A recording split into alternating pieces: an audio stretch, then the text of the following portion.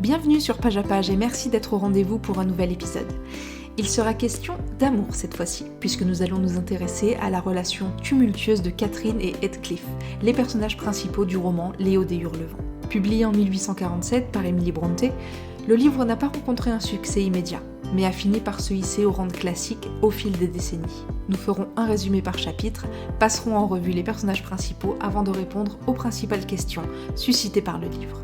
Le premier chapitre nous introduit le personnage de Lockwood, un résident de la ferme voisine du Haut des Hurlevents qui se présente comme narrateur.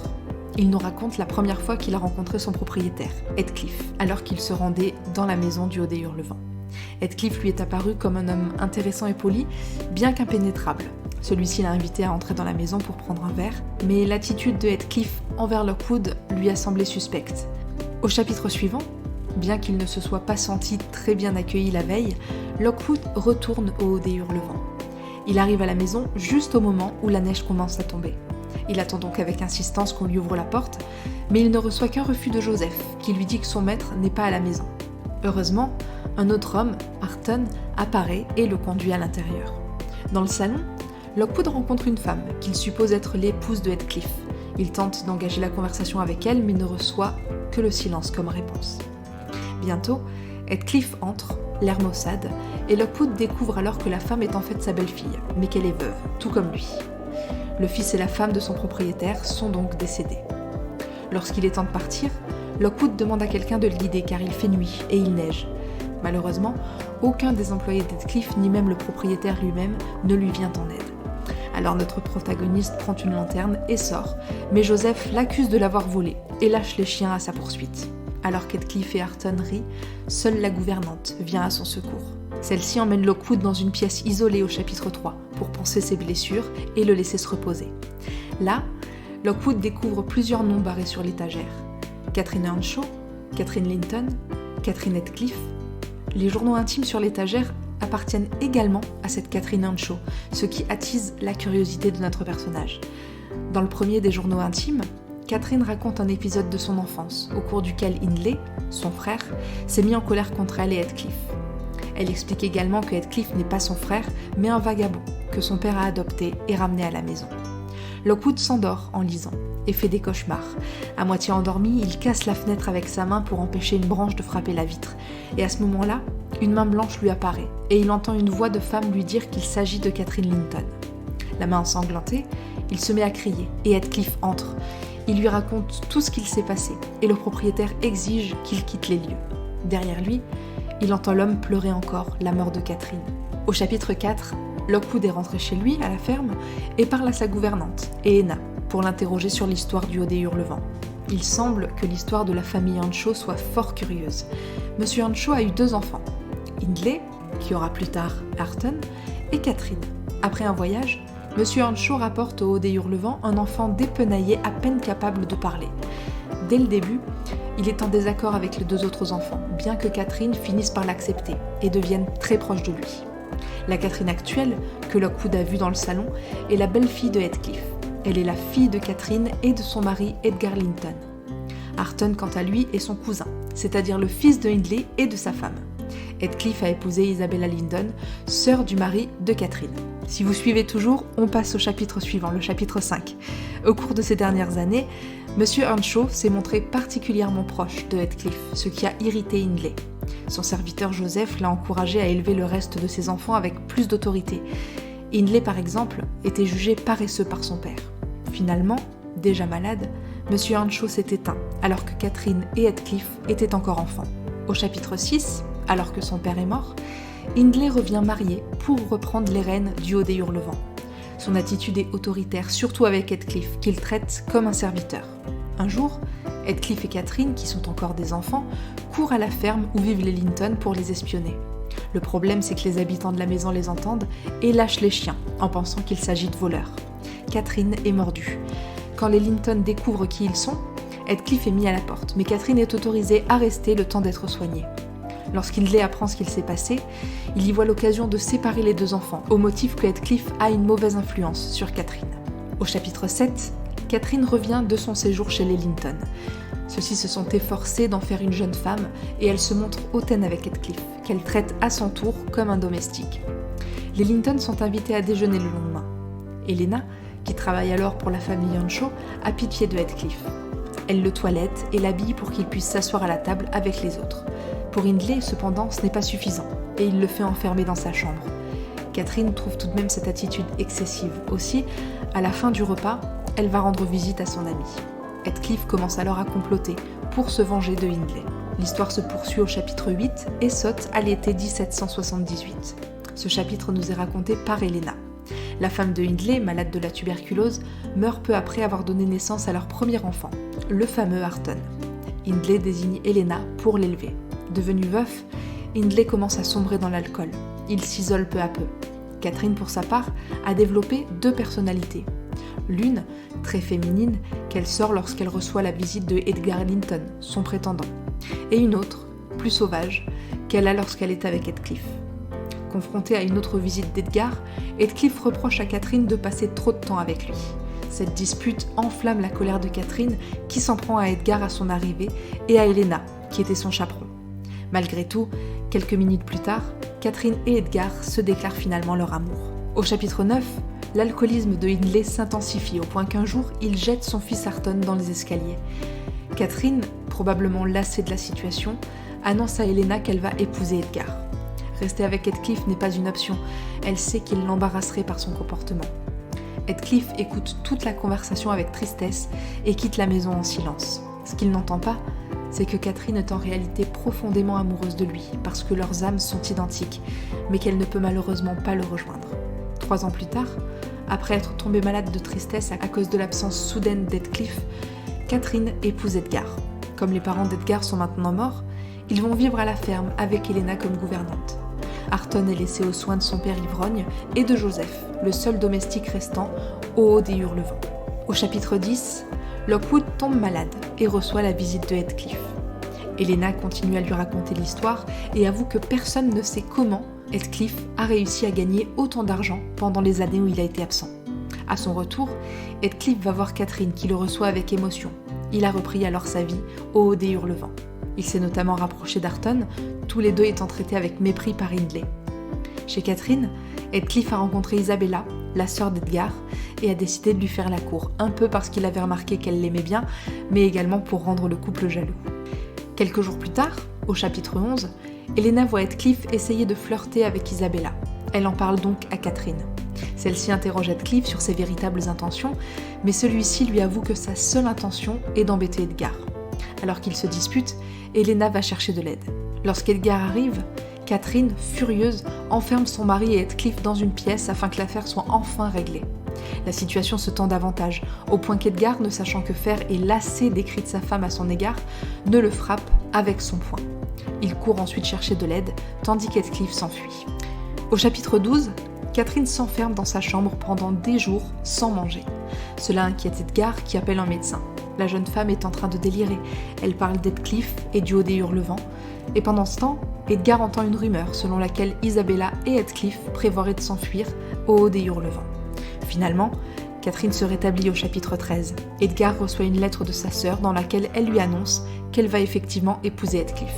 Helena reçoit une autre lettre d'Isabella dans laquelle elle décrit les hauts des Hurlevents comme un endroit sale et hostile. Elle lui dit aussi que Hindley prévoit de tuer Heathcliff et que tous les habitants de la maison la traitent avec mépris, y compris son mari. Au chapitre 14, Helena répond à l'appel au secours d'Isabella. Elle va lui rendre visite au haut des Hurlevents et y rencontre également Heathcliff qui lui demande des nouvelles de Catherine. Bien sûr, Helena lui dit la vérité. Les fièvres l'ont rendue malade et elle ne sera plus jamais la même. Heathcliff répond que personne ne l'aimera jamais autant que lui. Isabella de son côté a l'air pâle et triste, mais elle demande à Helena de ne rien dire de ses mauvais traitements à Edgar ou à Catherine. Ce que veut Heathcliff, c'est justement l'utiliser pour nuire à son frère. Avant qu'elle ne parte, Heathcliff menace Helena.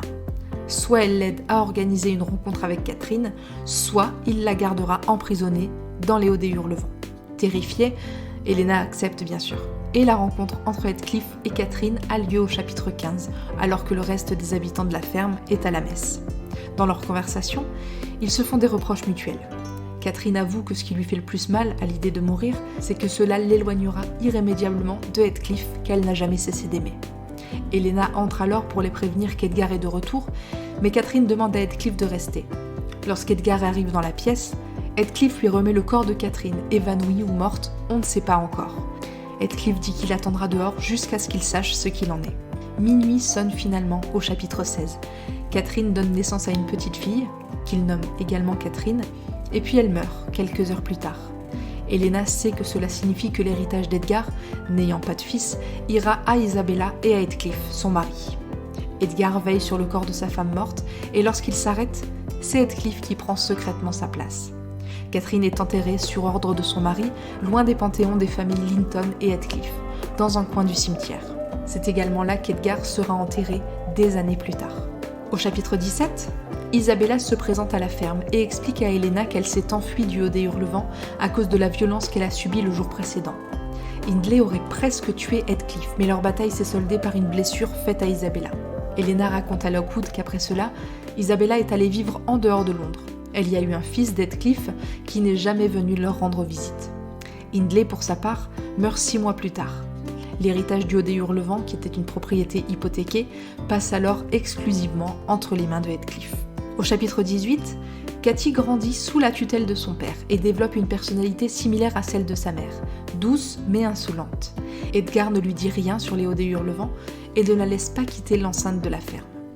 Un jour, Edgar reçoit une lettre de sa sœur Isabella, lui annonçant qu'elle est mourante et lui demandant de venir lui rendre visite pour s'occuper également de son fils. En son absence, Cathy, 13 ans, quitte la ferme et découvre les hauts de Hurlevent.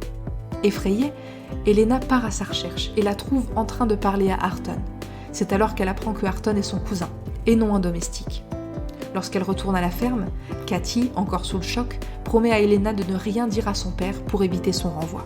Au chapitre 19, Edgar revient avec Linton, le fils d'Isabella. Joseph, le domestique du haut des Hurlevents, vient à sa rencontre. Et puis au chapitre suivant, le chapitre 20, Heathcliff lui annonce être son père, ce à quoi Linton répond qu'Isabella ne lui a jamais rien dit à son sujet. Elena lui demande de bien traiter son fils et Heathcliff lui promet de le faire, puisque Linton est l'héritier de la ferme.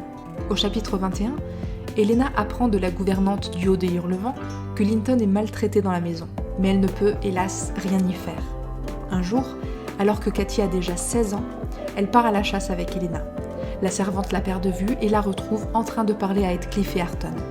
Cathy demande au premier s'il est son père. Il répond qu'il ne l'est pas, mais qu'elle peut rencontrer son fils si elle l'accompagne chez lui.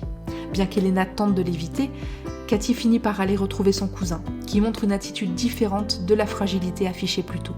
Il est désormais insultant et humiliant, se moquant par exemple du manque d'éducation d'Arton. Elle est surprise de réaliser qu'Heathcliff est son oncle, mais qu'elle ne sait rien de lui, bien qu'ils vivent à proximité. Heathcliff répond que c'est parce que son père pense toujours qu'il était trop pauvre pour épouser sa sœur. Il confie également à Elena qu'il espère que Cathy épousera un jour Linton. Lorsqu'ils reviennent, Cathy exige de son père des explications sur les hauts de Hurlevent. Et malgré tout ça, Cathy entame une relation amoureuse par lettre avec son cousin Linton. Quand Elena le découvre, elle brûle toute la correspondance et oblige la jeune fille à rompre la relation. Un jour, au chapitre 22, Cathy et Elena se promènent et la jeune fille exprime sa peur d'être seule après la mort de son père et d'Elena elle-même. À un moment donné, Cathy grimpe à un arbre pour cueillir des fruits et son chapeau tombe à travers le mur, dans les hauts de Hurlevent. Elena la laisse passer le mur pour aller le récupérer et Heathcliff apparaît alors et lui reproche d'avoir cessé d'écrire à Linton. En outre, il l'oblige à lui rendre visite le lendemain en prétendant que celui-ci est en train de mourir. Cathy convainc Elena de l'accompagner, bien qu'Elena l'avertisse que tout cela pourrait être un mensonge. Mais au chapitre 23, lors de leur visite, elle découvre que Linton est effectivement malade. Il demande à Cathy de l'épouser, mais celle-ci hésite et mentionne le fait qu'Heathcliff a épousé Isabella sans l'aimer. En colère, Linton lui dit que sa mère n'aimait pas non plus son père, mais Heathcliff. Sur le chemin du retour à la ferme, Elena attrape un rhume. Cathy passe alors ses journées à s'occuper d'elle et de son père, qui est également malade. Au chapitre 24, lorsqu'Elena se rétablit, elle découvre que Cathy s'est rendue tous les soirs au haut de Hurlevent. Lorsqu'Edgar découvre les sorties nocturnes de sa fille, il lui interdit d'y retourner, mais accepte de laisser Linton lui rendre visite. Edgar en vient finalement à interroger Elena sur Linton au chapitre suivant.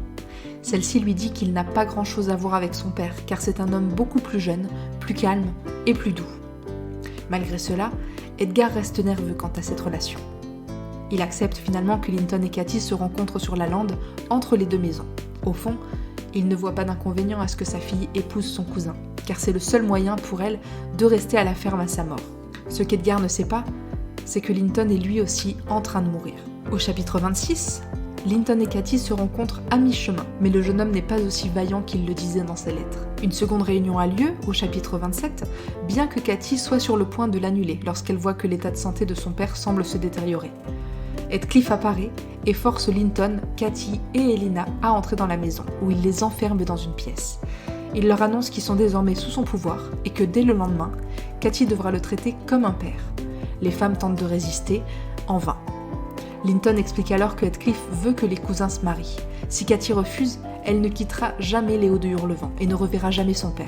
Finalement, il laisse Katy quitter la pièce où elle se trouvait avec Elena, qui reste seule pendant 5 jours, sans nouvelles de la jeune fille. Au chapitre 28, Zillah, la gouvernante, ouvre finalement la chambre d'Elena, afin de la laisser sortir pour assister aux funérailles d'Edgar. Celui-ci n'est pas encore mort, mais le médecin a annoncé qu'il ne tiendrait plus longtemps. En sortant, elle rencontre Linton, à qui elle demande des nouvelles de Katy. Le jeune homme se vante que sa femme soit captive dans l'une des chambres à l'étage et que tous ses biens lui appartiennent désormais. Elena se précipite à la ferme et explique à Edgar tout ce qu'il s'est passé. Craignant pour sa fille et voyant tout ce qu'Heathcliff manigance, il appelle un avocat pour tenter de modifier son testament. Ils envoient également quelques hommes pour sauver Katy, mais ils reviennent sans elle, car ils croient la version d'Heathcliff selon laquelle la jeune fille est malade. Heureusement, elle parvient finalement à s'échapper, aidée par Linton, et elle arrive au chevet de son père. Le lendemain, l'avocat fait son apparition. Celui-ci a mis longtemps à arriver, car il a accepté un pot de vin de Heathcliff. Une fois à la ferme, il applique les ordres de son nouveau patron. Tout le monde, sauf Elena, doit quitter la maison.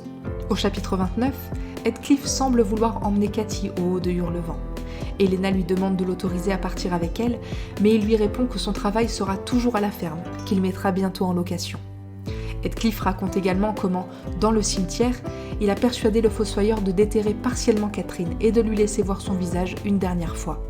Il a également fait de la place pour lui afin que, lorsqu'il mourra à son tour, son corps repose avec celui de sa bien-aimée. Elena lui reproche bien entendu de troubler les morts, mais Heathcliff lui avoue que c'est le fantôme de Catherine lui-même qui le perturbe chaque nuit. Le séjour de Katy au Haut de Hurlevent est finalement un cauchemar, au chapitre 30. Les serviteurs la traitent avec antipathie et ne l'aident en aucune façon. Elle s'occupe également de Linton jusqu'à sa mort, avant d'apprendre que son père a pris des dispositions pour que tous ses biens lui soient légués. Elena avoue à Lockwood qu'elle a acheté un cottage afin de pouvoir un jour emmener Katy avec elle. Cependant, elle sait que la seule façon d'y parvenir est que Katy se marie. Lockwood décide alors de ne pas passer l'hiver à la ferme. Il l'annoncera à Heathcliff dès le lendemain. Et au chapitre 31, Lockwood se rend effectivement au Haut de Hurlevent pour rompre son bail. Au chapitre 32, quelques mois plus tard, Lockwood retourne à la ferme et découvre qu'Elena travaille maintenant sur les Hauts de Hurlevent. L'endroit a changé, il est plein de fleurs, il est apaisé, il entend même Katy apprendre à lire à Harton. L'homme trouve Elena dans la cuisine, qui l'accueille joyeusement et lui raconte ce qu'il s'est passé en son absence. La gouvernante Zillah a démissionné de son poste et Heathcliff a donc fait venir Elena pour la remplacer. Celle-ci a accepté avec plaisir, heureuse de se rapprocher de Katy, bien qu'elle ait trouvé la jeune fille changée et triste. Cependant, Katy et Harton ont finalement réussi à mettre leurs différends derrière eux, et ils sont même tombés amoureux. Au chapitre 33, la relation entre Katy et Heathcliff est toujours mauvaise, surtout que la jeune fille lui réclame une partie de l'héritage de Linton. Et puis un jour, Heathcliff constate à quel point Katy ressemble à sa bien-aimée Catherine, et remarque que quelque chose semble se passer avec Harton. Alors, il y a quelque chose qui change en lui. Il avoue à Elena être fatigué de la vengeance, il voit en Harton et Katy une représentation de sa jeunesse, et cela lui rappelle trop de souvenirs. Finalement, Heathcliff passe de plus en plus de temps seul. Une nuit, il disparaît, et à son retour, il dit à Elena qu'il veut rester seul à la maison pendant un certain temps. Elena lui demande s'il va bien, et il répond que oui, qu'il a été en enfer, mais que maintenant, il est presque au paradis. Son comportement devient de plus en plus étrange, Heathcliff croit que l'esprit de Catherine l'appelle pour qu'il l'accompagne. Et un jour, Elena le trouve mort, avec un sourire radieux sur le visage. Après son enterrement, des gens prétendent avoir vu le fantôme d'Heathcliff avec une femme. Tout le monde est terrifié. Elena termine ainsi son récit et annonce à Lockwood que Katy et Harton vont se marier sous peu. Lorsqu'il entend le couple arriver, Lockwood décide de quitter la maison. Sur le chemin du retour, il fait un détour par le cimetière pour regarder la tombe où sont enterrés Edgar, Catherine et Heathcliff. Et c'est ici que se termine le roman. Lire Les Hauts de Hurlevent vous tiendra sans aucun doute en haleine jusqu'à la fin, tout en vous permettant de vous rapprocher d'une époque et de lieux différents. La plume d'Emily Brontë parvient à refléter à la perfection non seulement l'émotion des personnages, mais aussi les lieux où se déroulent les événements. Les Hauts de Hurlevent notamment est au cœur de toute l'histoire. D'autre part, les femmes qui apparaissent dans le récit sont complexes. Catherine, par exemple, affronte les conventions en entretenant une relation avec Heathcliff même si elle ne l'épouse jamais. À certaines occasions, elle se montre même violente, une attitude jusque-là toujours reléguée aux hommes. Le contexte de publication n'était d'ailleurs pas du tout favorable aux femmes. Le roman est le seul que l'auteur ait publié sans utiliser de pseudonyme masculin. Vous avez donc entre les mains un morceau de littérature et un morceau d'histoire. Un morceau d'histoire peuplé de très nombreux personnages et de très nombreux enchevêtrements.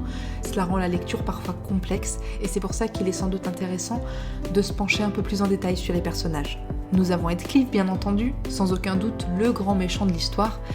Bien qu'il ait été élevé dans la meilleure des familles anglaises, ses origines modestes sont toujours présentes. Il reste incapable de s'adapter pleinement à sa nouvelle vie. Il est traité avec dédain par Hindley comme s'il était esclave.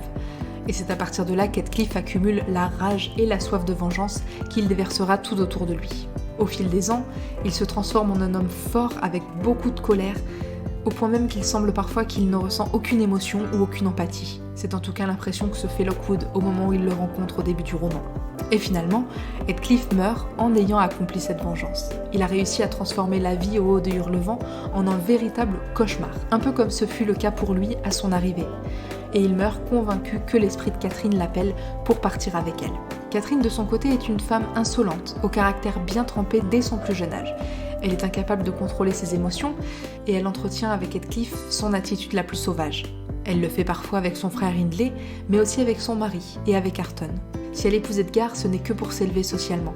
C'est Heathcliff qu'elle aime en réalité, mais celui-ci n'est malheureusement pas un gentleman. Sa fille Cathy hérite de cette attitude libre et arrogante qui caractérise sa mère. Hindley, enfin le dernier des 3 enfants, est peut-être celui qui plante la graine du mal dans Heathcliff. Le traiter comme un esclave l'a transformé en un être plein de vengeance et de colère. Lorsque les rôles sont inversés et que c'est Heathcliff qui a le pouvoir sur les Hauts de Hurlevent, il se comporte de manière mesquine, et le fait avec délectation bien sûr. Et parmi les personnages, nous pouvons également citer Helena, la gouvernante, et Monsieur Lockwood. Tous les deux se partagent tour à tour le rôle de narrateur. Le narrateur principal reste Helena, qui a été témoin de tout ce qui s'est passé depuis l'arrivée de Heathcliff voilà des années. Elle raconte tout à Monsieur Lockwood, qui est curieux de connaître les éléments du Haut de Hurlevent. Dernier personnage et non des moindres, Léo de Hurlevent lui-même. C'est ici que se déroulent tous les événements, et l'espace devient si important qu'il devient presque un symbole d'oppression et de violence, mais aussi de paix, lorsque tout est résolu à la fin. Les Hauts de Hurlevent sont situés en territoire anglais, plus précisément sur la lande du comté de Yorkshire. Il s'agit d'une propriété rustique qui comprend également la ferme comme maison voisine. Le domaine est entouré de falaises, de nature sauvage et de routes sinueuses où il est très facile de se perdre. Là règne une atmosphère sombre qui reflète parfaitement les sentiments de ses habitants. Et concernant l'auteur, Emily Brontë est l'une des sœurs Brontë, que vous connaissez très certainement. Toutes les 3 sont entrées dans l'histoire de la littérature pour leurs livres, leurs nouvelles, leurs poèmes et leurs autres ouvrages. Une vraie prouesse, à une époque où n'existait aucune femme écrivain. Les Hauts de Hurlevent est le seul roman publié d'Emily Brontë. Celle-ci a vécu au XIXe siècle et son style dramatique, énergique et persuasif a posé des jalons. Ces personnages féminins psychologiquement complexes continuent à ce jour d'attirer des milliers de lecteurs. Dans ses œuvres, les femmes cessent de jouer un rôle secondaire. Elles deviennent l'énergie qui fait bouger l'action. Peut-être est-ce pour cela, mais aussi pour la haine, la vengeance, la trahison, si répandue dans les Hauts de Hurlevent, que le roman n'a pas été bien accueilli par les critiques littéraires au début. Mais les opinions ont changé, et le livre est aujourd'hui considéré comme l'un des précurseurs du roman romantique. Depuis, le livre a inspiré près de 40 films ou mini-séries pour le cinéma et la télévision. Peut-être pourrez-vous en visionner certaines pour poursuivre l'analyse. En attendant, merci d'avoir suivi cet épisode consacré aux Hauts de Hurlevent d'Emily Brontë. Pour aller un peu plus loin ou acquérir le livre, vous trouverez ci-dessous dans la description tous les liens associés. N'hésitez pas également à noter notre programme avec la note maximale et à nous suivre pour ne rien rater de nos futurs contenus. Merci et à très bientôt avec un nouveau livre.